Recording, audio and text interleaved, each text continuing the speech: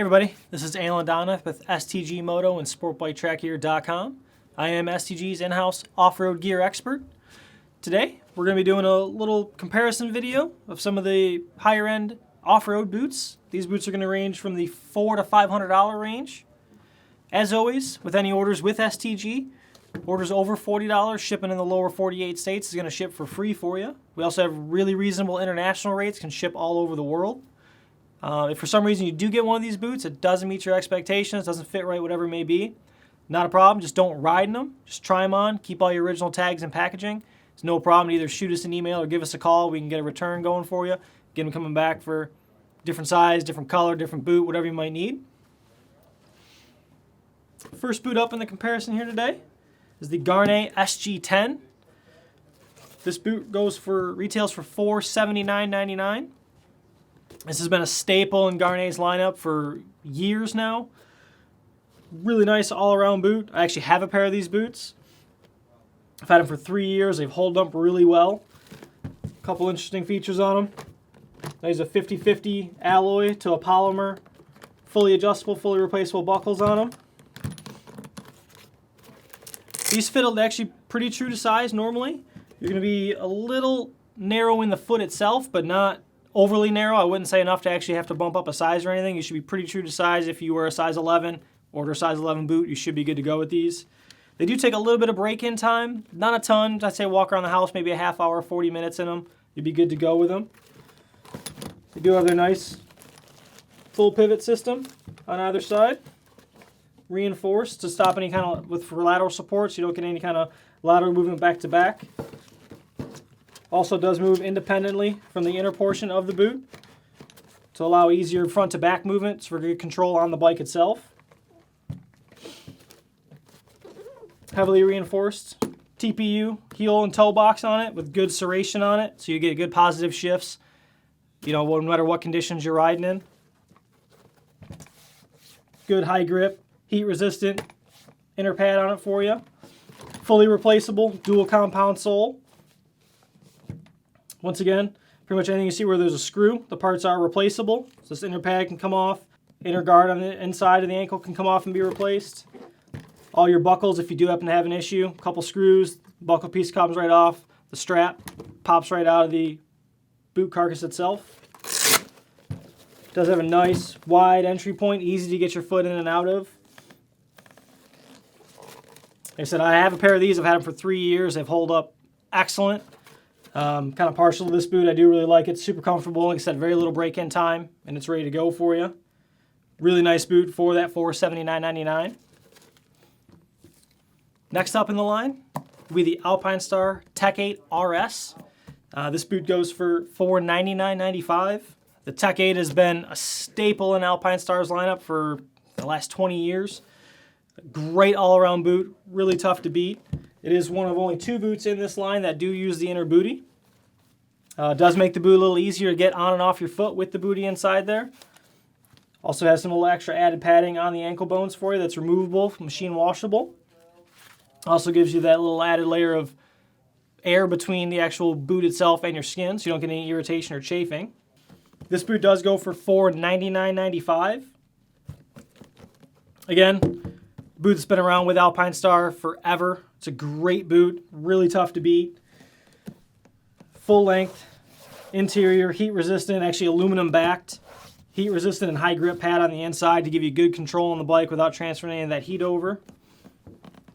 These do run a little bit tight, I'd say front to back, but they're actually a little more generous than most other Alpinestars in the width range.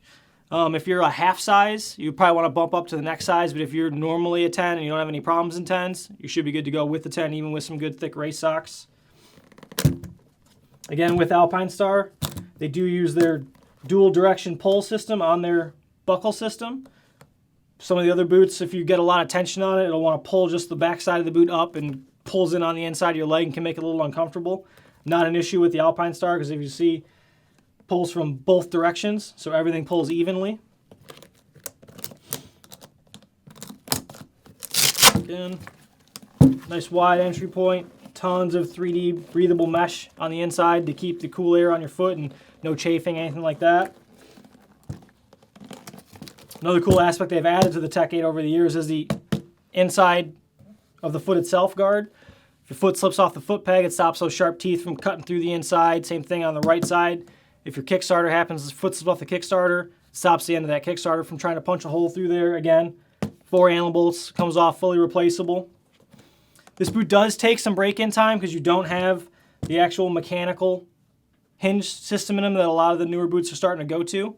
It doesn't mean you don't have good ankle support. This is great all around. You feel almost indestructible in this boot, but it does say you're probably going to want to walk around the house probably a good hour or so in them before you actually try and ride. Again, great boot for the $499.95 price point. You can't say anything bad about Alpinestars, and again, the Tech 8's been the staple boot of their lineup for close to 20 years now. Another cool boot out now is the Sidi, their Crossfire TA boot. Again, on the CDs, anything you see with a screw behind it, they're probably the most rebuildable boots on the market all around. They use a 50-50 alloy to plastic buckles that are extremely light, extremely durable because you still have that alloy pin, so you can put a good lot of torque on them, not going to have any issues. This boot does also feature their dual calf adjustment system. I think you've seen with any of these, this boot here or the Alpinestars, this top portion is one unit, so you got to try and stretch that as you've got really big calves or bulky knee braces that take up a lot of extra space. The CD gives you by far the most adjustability in the calf region for wide calves. Again, with CD, they do tend to typically run a bit on the tight side. Although this boot, compared to the other CDs, you're a little tight in the ankle range, but is pretty true to size in the width portion and front to back. If you're a half size, you may want to just bump up one half size, but if you're normally a size 10 and you're good in a size 10, I would just order the size 10. You should be fine with these. Again, this does run their actual mechanical ankle pivot system. All these guards are fully replaceable. Inside the ankle, outside the ankle. Same instep guard, just like the Alpinestars has. Same thing for the peg to come through or for your shift lever. One good aspect the CDs have that pretty much none of the other brands do address is along the motocross track, a lot of guys are starting with both your feet in front of the foot pegs, and you actually grab that first upshift with your heel. CD's thought of that. They've actually added these 3 ridges to the back of the boot to help give you a good positive shift and grip that shift lever so you don't miss any shifts. Again, everything's fully replaceable. All the replacement parts are available at our website. I don't know if I mentioned, this boot does go for $450 retail. Single compound sole, fully replaceable. Again, all available through our website. I really like the CDs. Again, like I said, everything on them is replaceable. They're a boot that's going to last you forever. If you're putting a ton of time on them, a lot of hours, real sharp pegs, everything can be replaced for the most part, so they're going to last you for years. Good time to come. You're going to have the Fly Sector boot. This boot's only been out for a couple years. It's actually been getting really popular the last couple years. It's actually the lowest price of the price point in this boot line. This comes in at $439.95. It is the only other boot in the line that does run an inner booty. Again, makes it easier to get your foot in and out of. Also gives you added padding in the ankle range and a little more breathable mesh material inside the boot to stop any kind of chafing and let your foot breathe a little easier. Fly also uses a 50-50 alloy to plastic buckle system. The main pieces are plastic, but the internal pieces where all the pressure is put on them are all alloy inside. So they're extremely durable, all fully replaceable if you do happen to have an issue. Same thing, one screw on the back side, straps just pop right out. Also opens up, nice wide entry point, full of 3D breathable mesh. Keep that no chafing down, let your skin breathe. Everything's really comfortable for you. This boot has a ton of TPU reinforcement all through it on top of the leather inside. And one cool thing about this boot is the Fly's torsion control system, which if you see on the back here, does allow it to move in and out, front to back, and does allow a little bit of side to side on the inside and on the outside. Just enough so you can comfortable walking around in them. Good movement and control on the bike, but does have physical stops in it to where you cannot hyperextend your ankle front to back or side to side to stop any kind of issues with sprains, anything like that. In a new boot, just walking around, I think the Fly is actually probably the most comfortable walking boot. All around though, great boot, really good serrated top portion of the toe. You get really good positive shifts with it all the time. It's a good looking boot. Again, it feels very light when you first put it on. Single compound, fully replaceable sole.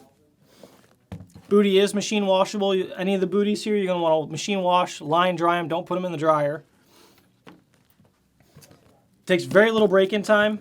This one, it's actually pretty true to size as well from all the other boots. It's if you're normally, say, a size 10 or size 11, go with your normal shoe size, even with race socks. You should be good to go. Again, very little break-in time, really light overall feel, really good ankle support front to back and laterally, reinforced toe and heel box in them. Really good boot for the money. For me though, I mean, I'm just my personal opinion, I have a soft spot for the SG10. I do have a pair. I've had them for 3 years. They've held up excellent for me. I also really do like how everything is replaceable on the CD. Again, if you have a wider foot or a larger foot, the Fly may be the better choice for you. If you have a large calf, the CD is by far the best choice as far as adjustability of the calf for you. Alpinestars Tech8, again, it's been a staple boot for almost 20 years. Really tough to beat. Takes a little more break-in time than any of the other ones, but really good all-around boot. If you have any other information you're looking for on any of these boots, head over to sportbiketrackgear.com. We have all the colorways listed, all the technical aspects of them. Head on over there and check them out.